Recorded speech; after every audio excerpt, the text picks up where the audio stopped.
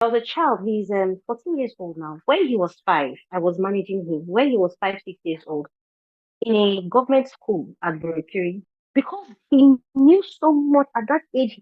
He knew so much about HIV, and another child tried to bully him, and he told the child, this boy was 5 years old. He told the child, if you come near me, I will cut myself. I'll use my blood and rub you, and you're going to be HIV positive. Wow. Everybody ran away from the school. Yes, Wow. everybody ran away because his father kept telling him, you're HIV positive, you're HIV positive, So the boy had it in it. Of course, he didn't know what he was saying. He didn't know the implication of what he was saying.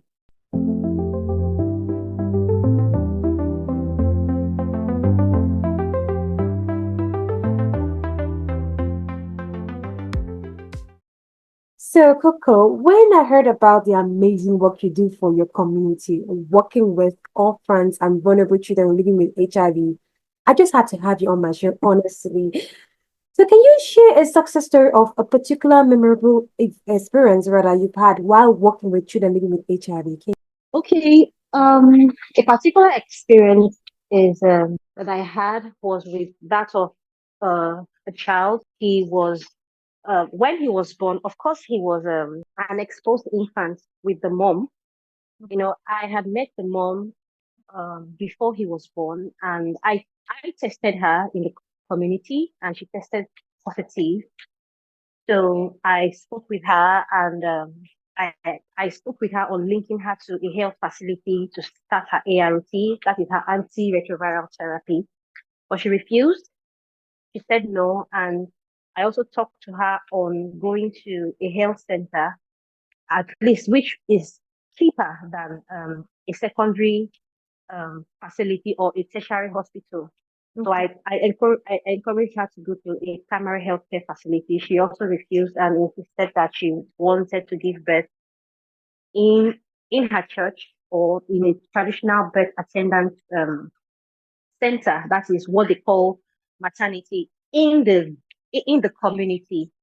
So she lived in denial and said that she is not positive. So I had to let her go because at this point she also has to make her own decision. She has to agree with me to start her ART.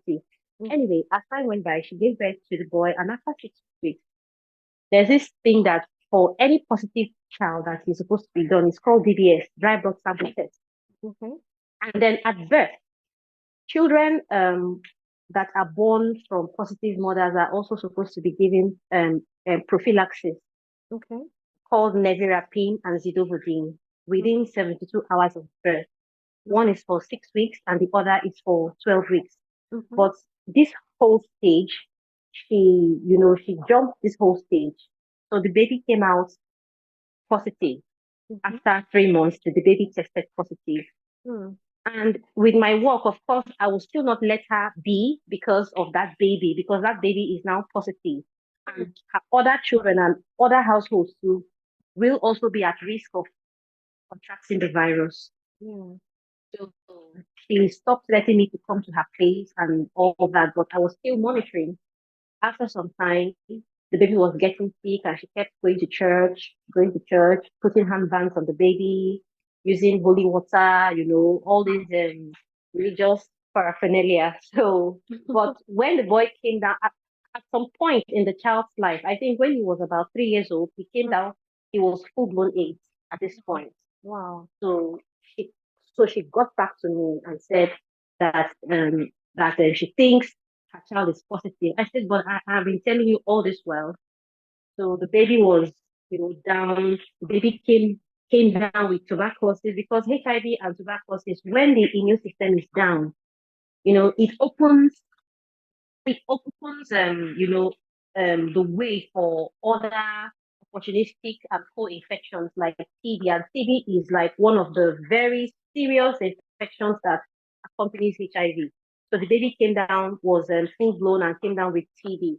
At that point, I had to I had to link the boy to Arusut, River State University Teaching Hospital, and we stayed with him for the next 2 to 3 weeks. In fact, they even rejected him and said the baby was not going to survive. But Mm. with continuous care and follow up.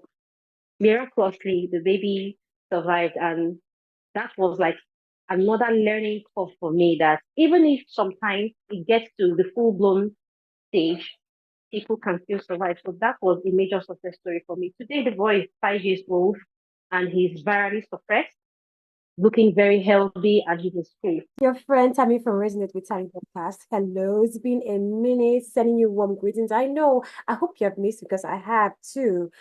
You're listening to episode 2 of Touching Lives, and my guest speaker is Coco. She works with Support Mankind Development. Hello, Coco. Can you introduce yourself to our listeners, or my Resonate listeners, so they can know more about you? Okay. Hi, everyone. My name is Heidi Coco. I'm a social worker. I work with Support for Mankind Development Initiative, 195 Victoria Street, and I work with orphans and vulnerable children. The goal of my work is to ensure that children of children of HIV positive households are um, healthy, stable, schooled, and safe. And I do not just work with HIV positive households. I also work with children who are at heightened risk. I work with all AIDS orphans. I work with children at risk of abuse. I also work with the key population. When I mean the key population, I mean MSN, men who sex men, people who inject drugs, transgender, and female sex workers. So this is like an overview of what I do. Thank you. Can you tell us about the mission and goal of your NGO? The mission and goal of my NGO, the vision is to help people to be aware of their environment, to for people to be aware of their health, and for people to be aware of themselves, that they have the right to live, and that they also have the right to a clean um, environment, and they have the right to their health. That's my vision. Then the mission is also to strengthen people to know about their health, their socioeconomic, um, um, everything about their socioeconomic background, and to strengthen themselves through learning, continuous learning, and being vigilant at all times with their environment and health. Mhm. How did this organization Yes. get started and what inspired its creation? I'm sure it has a story to it. How did it start? I'm curious. It started more with maternal health. Um, a group of doctors that was in 1997 came together because of the whole maternal health challenges in Port Harcourt, in River State especially. So it was more of a maternal health NGO, PMTCT, that is prevention from mother to child transition, immunization, family planning, all everything about maternal health. So that was how it started. And then from there, we also branched to community development. We branched up to community development, health, and case management of people. That was how it started. And since 1997, the organization has been on That's awesome. and thriving. Yes. What are the key programs or services you offer to children living with HIV? We offer a lot of programs to children living with HIV. One of them, we make sure that we ensure that they are enrolled into school, into government schools. Okay. We we facilitate home visits to them. We facilitate regular home visits. We monitor their drug intake. We monitor their viral load. We ensure that they are always virally suppressed at every point in time to to mitigate transmission from, to mitigate transmission from them to their peers, to other family members. And then we also make sure that they are healthy at all times. We provide nutritional support. We provide emergency support. We provide a safe space for children, especially for most of them who are at risk of being sexually assaulted Okay. in the community. Yes, we also provide HIV counseling services for their siblings. We also carry out index contact tracing. Okay. Index contact tracing means a child who is positive living in a house. We contact their family members and then track them to test them. And for instance, to a key population, someone who falls under the key population, that is a man sexing a man. We also have them as adolescents. We also track their sex partners to test them. So these are the few of the services that we carry out, and then we also carry out support group meeting services where children, adolescents living with HIV gather together Okay. to strengthen to strengthen each other Okay. and talk about their challenges and talk about the way forward. So having a support group has really helped them to keep the virus suppressed, because when they see their peers Mhm. who are also HIV positive and thriving, it drives them to want to take their drugs. It drives them to want to stay alive, Oh, and it drives them to also stay positive, have a positive mindset with true. the virus. So these are the services that we carry out with HIV positive children. How do you work with families and communities to support these children?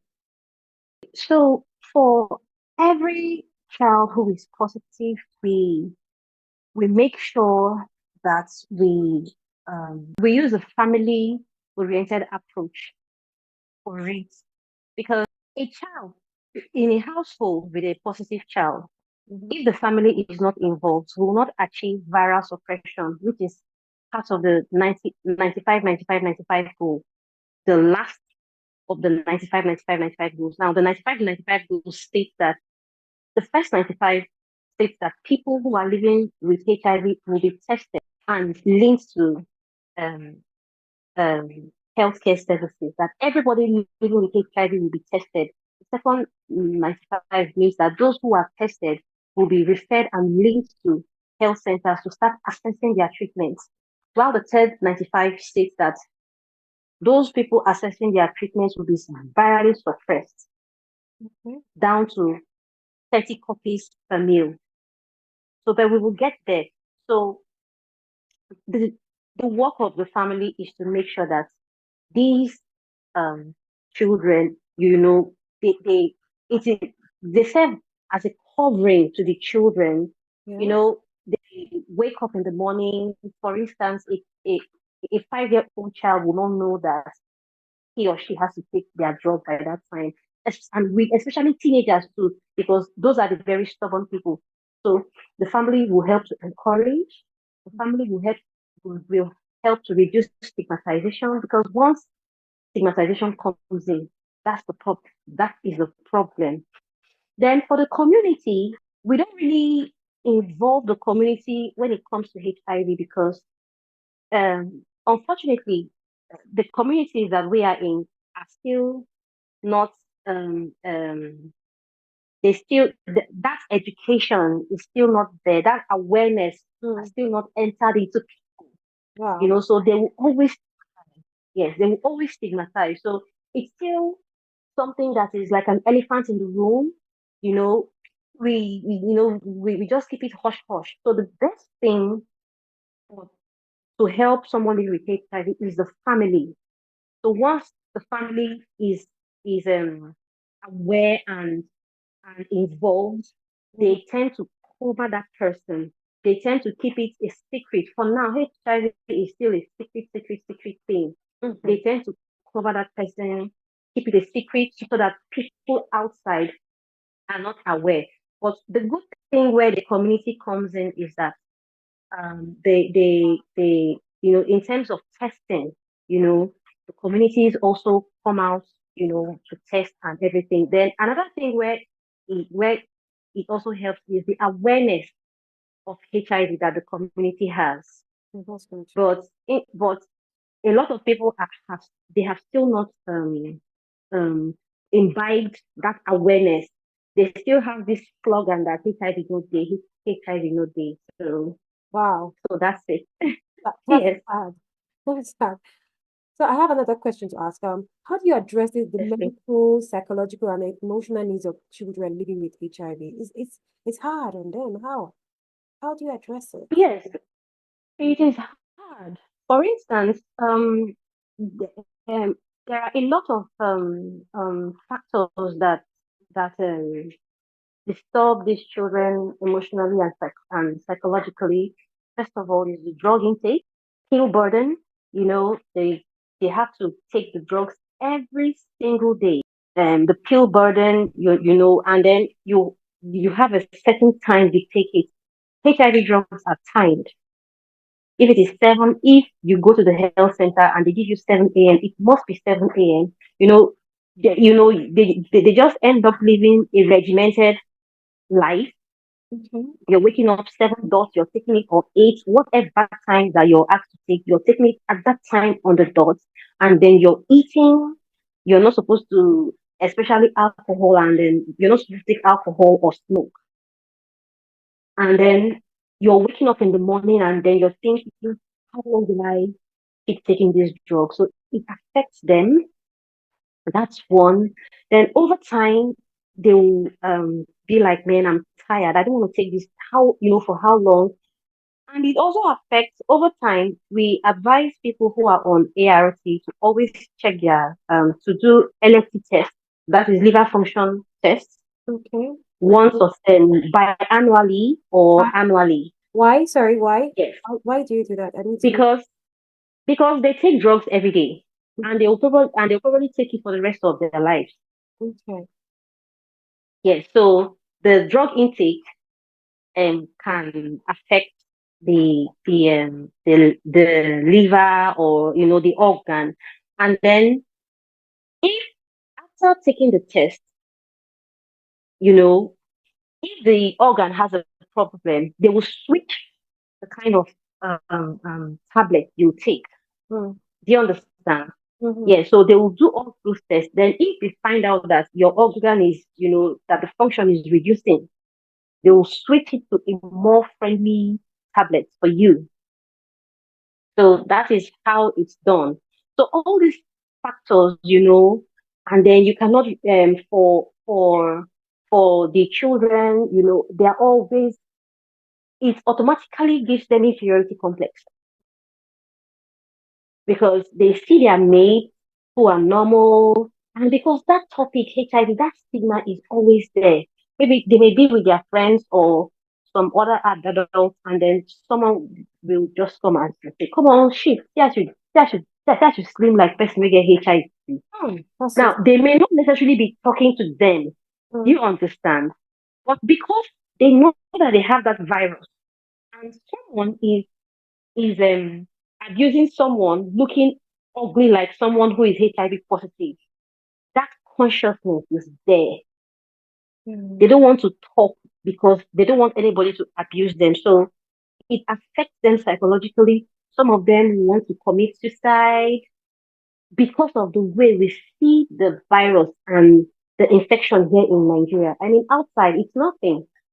So, or some people will say, God forbid, I cannot marry someone who is positive. I cannot do this with someone who is positive. Mm. Hey, things like that. So they end up getting depressed. They end up getting suicidal sometimes. They end up not taking the medication. Mm. They end up being vindictive, Mm. like, say, they cost us right, I'm going to also infect someone else. Do you understand? So Yeah. that's why we have support group meetings. There's something we call OTZ, Operation Triple Zero. Mm. Zero infection, you know, that is what it means. Zero infection, zero viral load, so that is why. So in during these support group meetings, we hype them, we tell them that look, you're the best, you can go to school, you can become whatever you want to be. Exactly. Yeah. Then some people too, in their families too, their family stigmatizes them. Like I have a 17-year-old girl. When her whole family Mm. found out that she was HIV positive, they stopped using her spoon with her. They stopped using everything with her. They stopped. She had a baby. They even stopped carrying her baby. Wow. They always isolated her baby. So we had to do family counseling. That's where counseling comes in. Mm. We told them that look, these are the ways you can get infected. But if you do this, you will not get infected. So they started coming around. But even at that, you still see subtle stigmatization. So for us to help them psychologically, we do OTZ meetings, support group meetings. Um, um, we play games. We do counseling. We have counseling sessions, and when we do these things, we make them see that look, HIV is just like hypertension, as if you're taking paracetamol, or you're taking your hypertension drugs, Mm. so there is nothing to it. It is not it is not the virus that kills, but it is the complication surrounding the virus that kills, not even the virus. The virus hardly kills these days, but when you start thinking about it, and I had a child who had high BP, a 70-year-old who had high BP, Okay. where she was thinking of this virus with the psychological trauma of the virus, psychologically, sorry. Yeah. Coco, so how do you explain to a 5-year-old that he or she has AIDS? How do you download that information to that child? Because Okay, that's a very beautiful question. Now we have there's something we call disclosure, and we have age appropriate disclosure. Okay, a child who is 5 years old, you cannot disclose to that child that he has HIV, because the child won't even understand. When you start,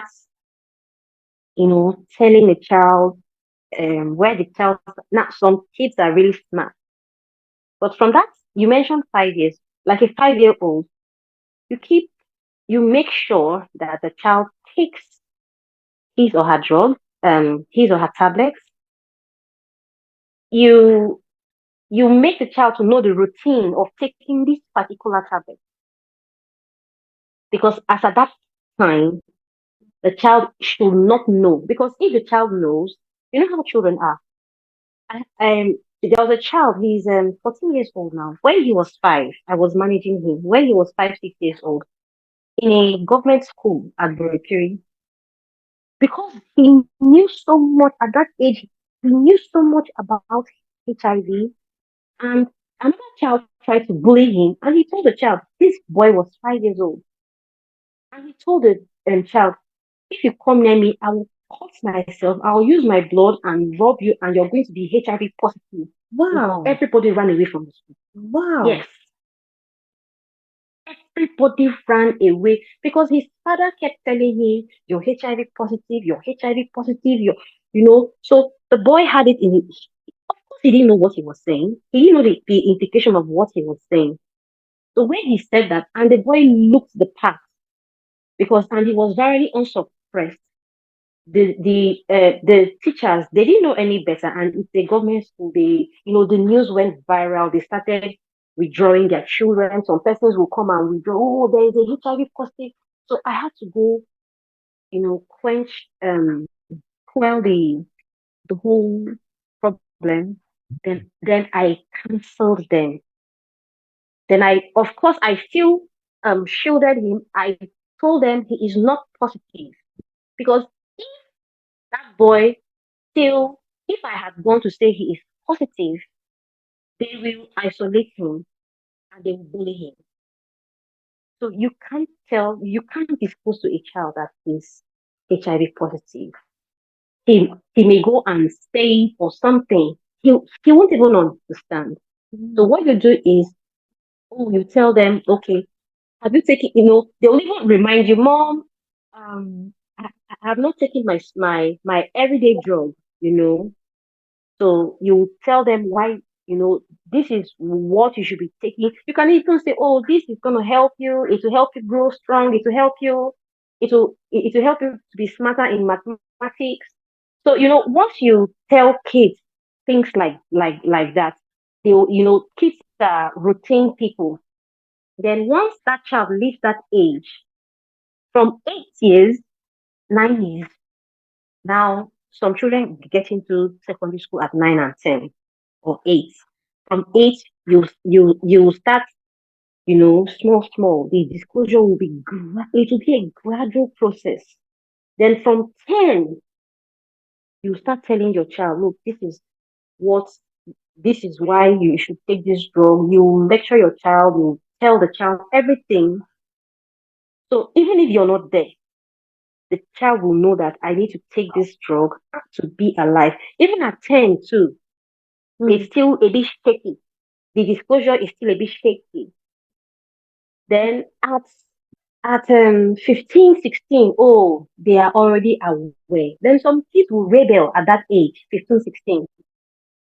But then another bad thing is if you just don't tell them anything till they're just taking drugs like that till 16, they're going to rebel and see you as the bad person. So disclosure is a gradual process, but Gradual you, process. you, you cannot tell a 5-year-old that that child is positive or disclose why. It's just a subtle gradual process.